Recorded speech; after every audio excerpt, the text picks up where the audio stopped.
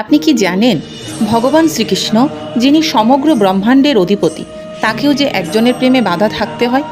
তিনি আর কেউ নন, তিনি হলেন শ্রীমতী রাধারানী। আজ আমরা জানব রাধারানী কে, কেন তাকে প্রেমের দেবী বলা হয়, আর কেন বলা হয় রাধা না ভজলে কৃষ্ণ ধরা দেন না। বন্ধুরা, শেষ পর্যন্ত শুনবেন, আপনার ভক্তির ভাবনা বদলে যেতে পারে। রাধারানী শুধুমাত্র শ্রীকৃষ্ণের প্রিয়া নন, তিনি হলেন শ্রীকৃষ্ণের আহ্লাদিনী শক্তি, অর্থাৎ আনন্দ, প্রেম ও ভক্তির মূল উৎস।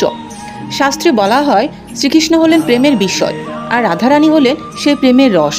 রাধা ছাড়া শ্রীকৃষ্ণ অসম্পূর্ণ, আর কৃষ্ণ ছাড়া রাধার অস্তিত্ব নেই। বৈষ্ণব দর্শনে একটি গভীর কথা বলা হয়, রাধা ও কৃষ্ণ দুই দেহে এক আত্মা। শ্রীকৃষ্ণ নিজেই বলেছেন, আমি রাধার প্রেমে নিজেকে হারিয়েছি। এই জন্যই রাসলীলায় শ্রীকৃষ্ণ বহু গোপীর মাঝেও সবচেয়ে আগে রাধারানীকেই খুঁজতেন। রাধারানীর জন্মস্থান বর্ষানা। তিনি ছিলেন গোপী শ্রেষ্ঠা, সব গোপীর মধ্যে যার ভক্তি ছিল সর্বোচ্চ। রাধার প্রেমে কোনো চাওয়া ছিল না, না স্বর্গ না মুক্তি, শুধু একটাই আকাঙ্ক্ষা, শ্রীকৃষ্ণ যেন সর্বদা সুখে থাকেন। এই নিঃস্বার্থ প্রেমে তাকে সৃষ্ট করেছে।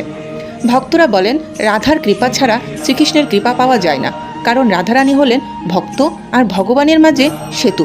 এজন্যই ভক্তরা বলেন রাধে রাধে। এই নাম উচ্চারণ করলে শ্রীকৃষ্ণের হৃদয় গলে যায়। যিনি ভক্তিভরে রাধার নাম নেন তার হৃদয় থেকে অহংকার দূর হয়, জীবনে শান্তি আসে, কৃষ্ণ ভক্তি সহজ হয়। রাধার ভক্তি শেখায় কিভাবে নিঃস্বার্থভাবে ভালোবাসতে। রাধারানীর আবির্ভাব তিথি রাধা অষ্টমী।